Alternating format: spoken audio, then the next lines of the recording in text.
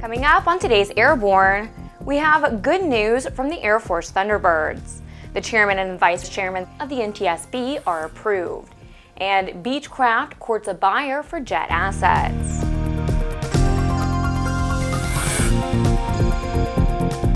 Welcome to Airborne on Aero-TV. I'm Ashley Hale. Well, we have some good news about the Air Force Thunderbirds flying at air shows. Last week, we reported that performances would resume on a very limited basis. Now we're told that two popular high-visibility programs, the Thunderbirds and Wings of Blue parachute aerial demonstration teams, will return with full seasons. For the Thunderbirds, a full season will consist of 34 shows divided between civilian and military events, while the Wings of Blue jump team will participate in up to 33 shows. However, the Air Force will not resume a public flyover program across the country, nor will there be Air Force static display aircraft at civilian air shows. The Air Force is implementing a coordinated plan to resume public outreach and community engagements at a reduced capacity as a result of a multi-service working group. The plan, which has been approved by the Secretary of Defense, promotes a formalized joint approach to national engagement and represents a new normal for outreach operations across the services. Schedules for performances are expected to be confirmed in December. On the Washington front, Deborah Hersman was officially sworn in last week for a third two-year term as NTSB Chairman. Serving as chairman since 2009, Hersman was nominated for a third term by President Barack Obama on August 1st and confirmed by the U.S. Senate on October 16th. Hersman said, quote, "It's an honor to continue serving as chairman of the NTSB. I am grateful to lead this extraordinary organization and to work with some of government's most dedicated and professional public servants. I look forward to continuing to work with my fellow board members and the staff to make transportation safer for the traveling public." End quote. Christopher A. Hart was also officially sworn in for a third two-year term as NTSB Vice Chairman. Hart is serving a second five-year term as board member. An undisclosed party is reportedly in talks with Beechcraft for the company's Hawker 4000 and Premier lines that went out of production when Beechcraft emerged from bankruptcy. Beechcraft CEO Bill Boisture said the company is dangerously close to a deal that would include Plant 3 in Wichita. The assets are up for sale as a condition of Beechcraft's emergence from Chapter 11 bankruptcy last year. While Boisture would not name the company with which Beechcraft is negotiating, he did say they are intending to go into the composite component manufacturing business. He said he did not think the company would produce completed jet aircraft. This news comes after reports that the entire company is for sale, with Embraer, Textron, and India's Mahindra & Mahindra all being mentioned as potential buyers. ANN reported last week that Textron was showing an interest. However, an Embraer spokesman said that the Brazilian plane maker was not in the running. It looks like this will be a continuing story and will keep you up to date. Author Richard Bach was reunited with his Sea Ray airplane, which he named Puff, last Thursday after it was restored by Jim Ratty, a Florida-based expert on building and repairing Sea Rays. Bach's Sea Ray amphibious plane was damaged off the coast of Washington State when he clipped some power lines and flipped over. The author, who was rescued by some campers on the island, was in a coma for a week. Bach contacted Jim Ratty and brought him to Seattle to survey the damage. The plane's wings and fuselage were badly damaged, but Ratty said it could be repaired and it was transported to Florida. Ratty said it was clear that Bach loved the airplane, and he was overcome with emotion when he came to Ratty's Valkyria, Florida hangar to fly it home. As he got ready to leave, Ratty said the same thing to the famous author as he does to all his clients: "Don't hurt my airplane." United Airlines got slapped with a $1.1 million fine for lengthy tarmac delays that took place at Chicago O'Hare International Airport on July 13th of 2012. This is the largest fine assessed for a tarmac delay violation since the rule limiting long tarmac delays first took effect in April of 2010. Of the $1.1 million, United will pay the United States $475,000. The remainder covers mitigation measures for affected passengers and significant corrective actions by United to enhance future compliance with tarmac delay requirements. United is being fined for 13 lengthy tarmac delays that took place on a day when severe weather caused several ramp closures and disrupted the movement of aircraft at O'Hare. It was determined that United did not implement their contingency plans for the situation. To make it even worse, 2 of the delayed flights experienced lavatory failures. According to Boeing, good can get better. Boeing says the 737 MAX program has continued to make steady development progress since reaching firm configuration on the 737 MAX 8 in July. Engineers have confirmed an additional 1% fuel efficiency improvement over the 13% already promised to customers. Airlines that will operate the 737 MAX will now realize a 14% fuel efficiency improvement over today's most fuel-efficient single-aisle aircraft. At longer ranges, the improvement will be even greater. Boeing's Vice President and General Manager of the 737 MAX program said, quote, "Program and airplane performance just continues to improve," end quote. Boeing claims this recent fuel efficiency gain will widen the performance gap in the single-aisle market, reinforcing the 737 MAX position as the value leader. Boeing says engineers continue to make progress on the detailed design of the airplane, and it's on track for first delivery of the 737 MAX in the third quarter of 2017. You're watching Airborne on Aero-TV. More in a moment.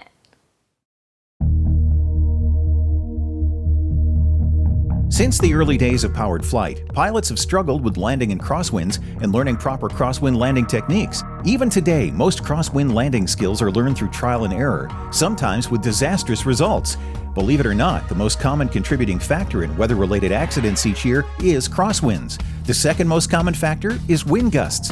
In fact, crosswinds and wind gusts cause more landing accidents than fog, thunderstorms, and icing combined. That's where the Redbird X-Wind SE comes in. It teaches pilots the proper techniques to meet and beat these top 2 causes of weather-related landing accidents. By placing pilots in gusty crosswind conditions for extended periods of time, the X-Wind SE gives instructors all the time they need to teach the pilot the proper techniques for landing in challenging crosswind conditions. For more information on Redbird flight simulations, the Redbird X-Wind SE, and Redbird's entire line of flight training devices, visit www.redbirdflightsimulations.com. Over the past 2 decades, no resource has compiled as much expert-valued information about the sport plane world than the Sport Plane Resource Guide. Over 1,500 pages, hundreds of aircraft, dozens of how-tos and directories. All this and more will be coming to the sport aviation world soon with the new, all-electronic and updatable Sport Plane Resource Guide for your iPad, iPhone, Kindle, tablet, PC, or other electronic devices. Get your order in now. www.sportplane.com. Welcome back. If you'd like to suggest a story for Airborne, Aero-TV, our website, or our podcast, you can always drop us an email to news-spy@aero-news.net. Horry County, South Carolina officials called to have the FAA establish temporary flight restrictions, also called TFRs, over schools when children are present. The move comes amid what is being called a long-running battle between some residents and aviation companies, particularly those that operate helicopters. The focus of the effort is on helicopter adventures owned by Freddie Rick. Rick says the legislation is unnecessary because he voluntarily changed his flight patterns over the summer to avoid schools, and that his pilots have not conducted flights over them. Rick says he has the GPS tracking data to prove his case. Despite the protestation of Mr. Rick, some residents and the county council continue to press for FAA-sanctioned flight restrictions. NASA's first ever deep spacecraft, Orion, has been powered on for the first time, making a major milestone in the final year of preparations for flight. Orion's avionics system was installed on the crew module and powered up for a series of system tests at NASA's Kennedy Space Center in Florida last week. Preliminary data indicates Orion's vehicle management computer and data distribution system performed as expected. All of Orion's avionics systems will be put to the test during its first mission, targeted to launch in the fall of 2014. The test flight will be a 2-orbit, 4-hour mission that will send Orion uncrewed more than 3,600 miles above the Earth's surface, 15 times farther than the International Space Station. Orion will return to Earth enduring temperatures of 4,000 degrees Fahrenheit while traveling 20,000 miles per hour, faster than any current spacecraft capable of carrying humans. Orion intends to provide the United States an entirely new human space exploration capability. It's Friday and time for this week's Barnstorming Commentary. Jim Campbell is sharing his thoughts on the just concluded Redbird Migration Flight Training Conference. Here's Barnstorming. Thanks, Ashley, and hi, folks. It's the last day, actually fairly early in the morning, last day, the Redbird Migration 2013. It's been a tremendous couple of days, not the least of which was Tuesday's day-long presentations, a symposium, if you will, on a number of topics relating to the future of flight training, innovating flight training, and more important, making flight training work in an industry that, well, has seen some better times a long time ago. The main theme for a lot of this was how to innovate our way out of where we've been and where we've come to. Innovation is this extraordinary process that a lot of people take for granted, well, new ideas.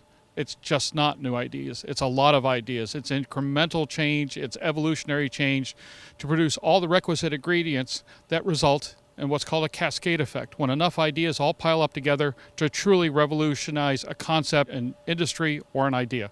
There are some very good ideas being espoused here at Redbird. Redbird and the Skyport and so forth has become an incubator, a place where some of the craziest ideas, like $1 fuel, get bandied about and even tried out.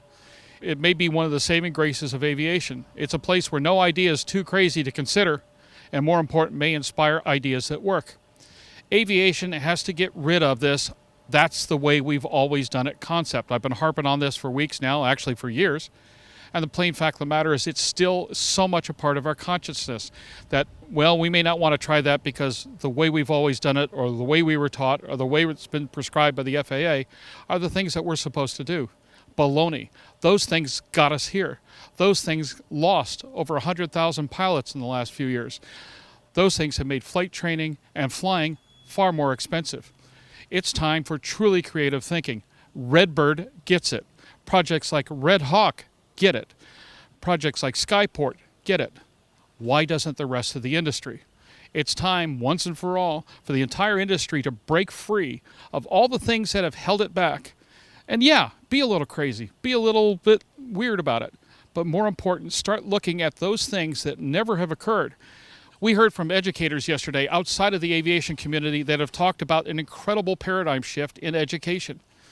That kids today, the millennials and so forth, and all the different new generations are learning, communicating, and most important, defining their lives in new ways. If we as a community don't take advantage of those facts, that research, those ideas, aviation will be a daydream forbidden to way too many of us. So, upshot is this: think creatively. Think way outside the box. Start looking for those little incremental changes that build upon the evolutionary changes, that turn into the revolution, that turn into the cascade, that transform industries and transform lives. For the Aero-News Network, Airborne and Aero-TV, I'm Jim Campbell, Redbird Skyport. State legislators from Ohio and North Carolina held a rare joint news conference on October 24th to defend the legacy of the Wright brothers against a claim by the state of Connecticut. It all got started when the state of Connecticut legislator passed a bill that claimed that one of its own residents, Gustav Whitehead, flew 2 years earlier than the Wright brothers, and Connecticut Governor Danielle Malloy signed it into law on June 26.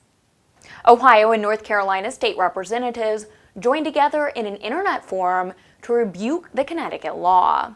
They also released a statement signed by 34 historians, archivists, authors, and others that said the available evidence, quote, fails to support the claim that Gustav Whitehead made sustained, powered, controlled flights prior to the Wright brothers." End quote. And while the states of Ohio, North Carolina, and Connecticut fight it out for bragging rights, here's another tidbit to chew on. Author Joe Bulmer recently wrote in Aviation History magazine that the famous photo of the Wright brothers' first powered flight on December 17th of 1903 was actually the fourth flight of the day, not the first. Isn't history fun? Well, that's our program. You can get comprehensive, real-time, 24/7 coverage of the latest aviation and aerospace stories anytime at aero-news.net. And please remember, Airborne is streamed twice weekly and is always online. Join us every Tuesday and Friday for a new edition of Airborne. I'm Ashley Hale. Thanks for watching.